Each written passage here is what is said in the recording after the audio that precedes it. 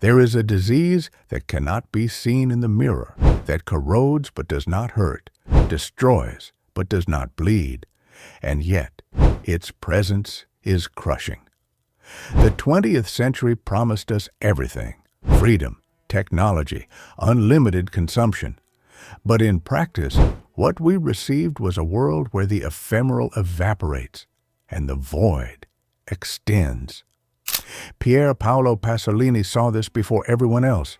He looked at society and saw decomposition disguised as progress. He saw bodies filled with manufactured desires, but empty of any real human substance. They sell us happiness in the form of a new iPhone. They tell us we are free while algorithms decide what we think. They give us Instagram and take away any ability to feel something lasting more than a few minutes. Pasolini called this cultural genocide.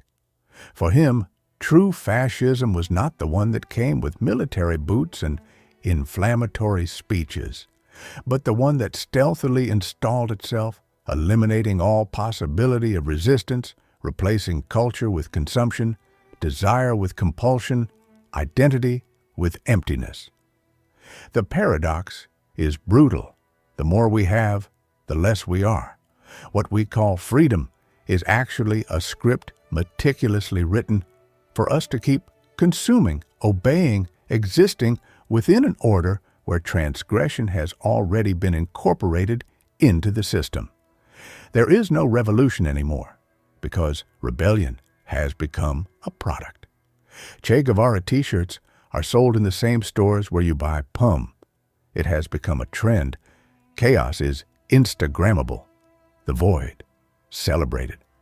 Pasolini, in his time, denounced this with an acidic and uncompromising gaze. He saw television transforming everything into spectacle, culture becoming mere decoration. What would he say today in the age of TikTok, where everything lasts 15 seconds and then disappears? Where indignation is just a shareable post? Where misery is a background for influencers to take selfies? Modern society has not only embraced aesthetic and moral degradation, but has turned it into a fetish, into capital. And here we reach the core of the matter, the aesthetics of degradation. Pasolini knew that the destruction of values did not occur through direct attack, but through their gradual dilution. Revolutionary ideas are no longer censored, they are just made irrelevant. And so we continue, floating in an ocean of distractions, where everything becomes content, where nothing has weight. We live in the empire of the ephemeral, in the triumph of image over essence, in the exaltation of the surface at the expense of depth. The mirror of modernity is broken, and its reflection is a nightmare of smiling faces, empty of any essence. Bodies walk, talk, laugh, but they are dead. What does it mean to be alive when the soul has already been sold in installments? What does it mean to exist when your subjectivity has been reduced to a profile, a feed, an avatar? The culture of degradation has turned us into smiling zombies, voracious consumers of our own misery. Pasolini foresaw this. He saw the body as a battleground where power imposed its relentless logic. Today, that logic has become more sophisticated.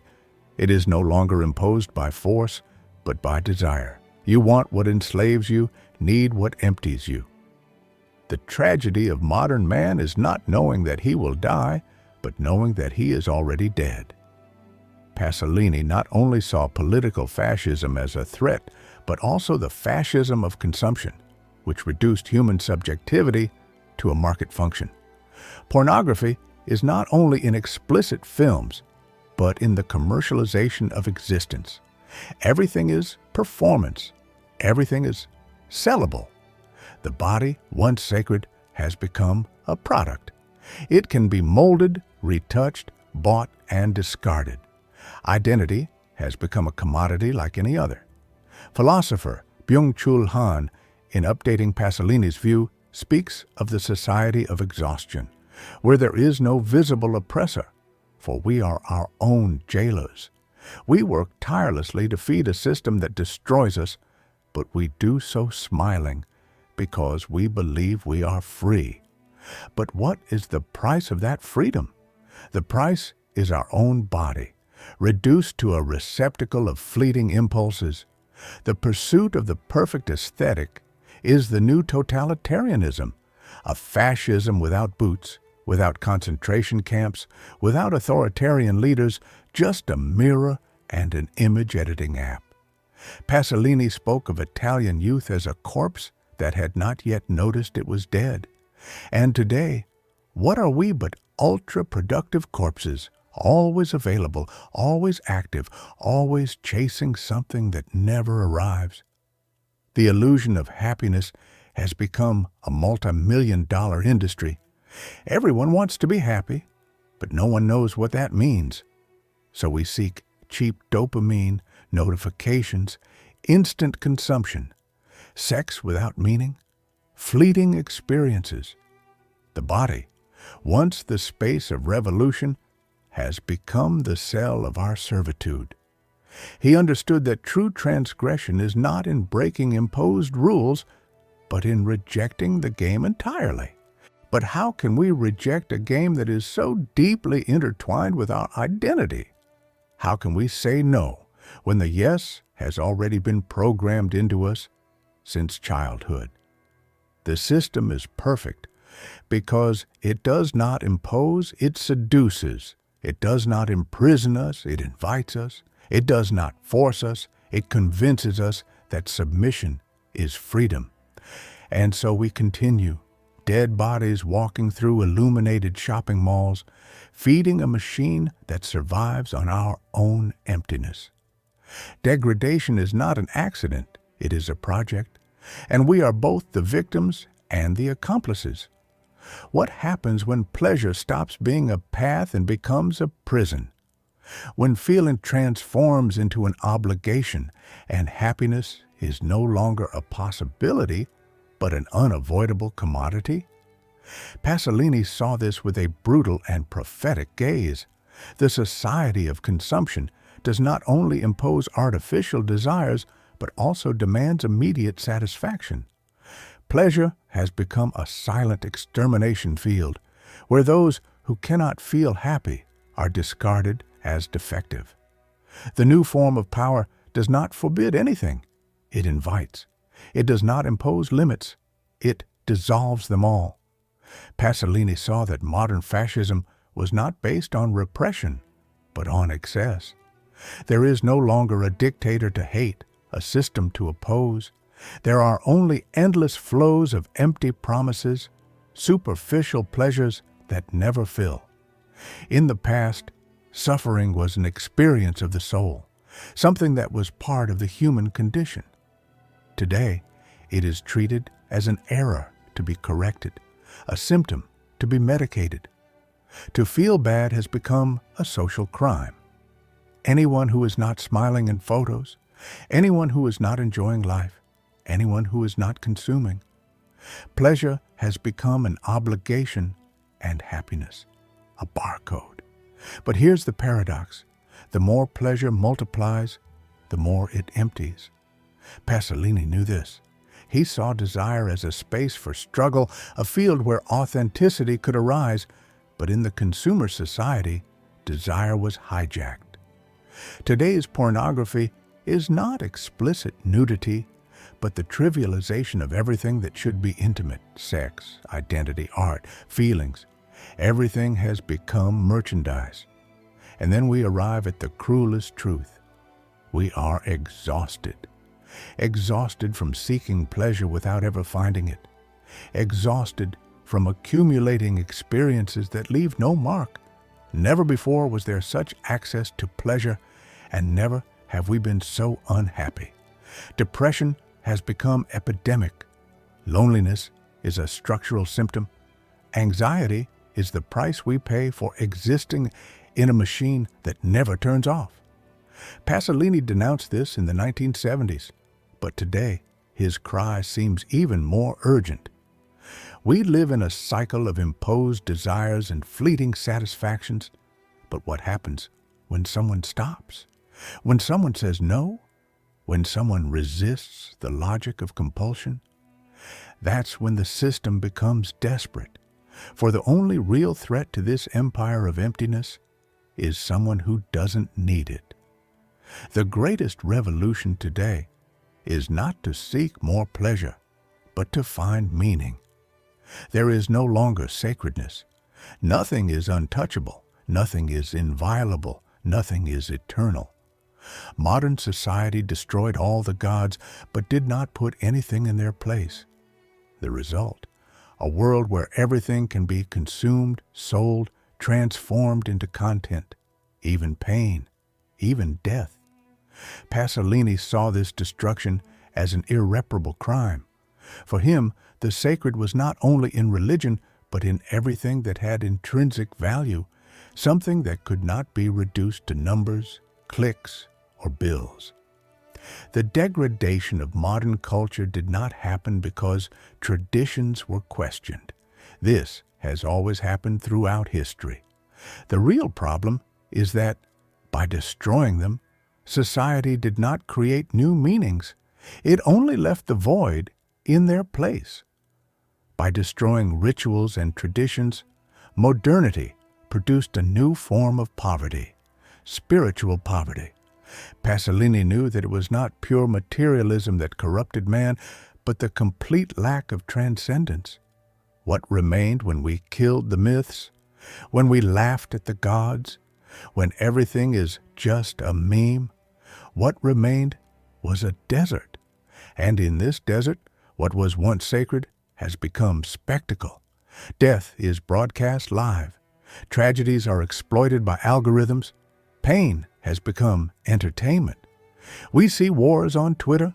Misery is photographed and published with engagement hashtags.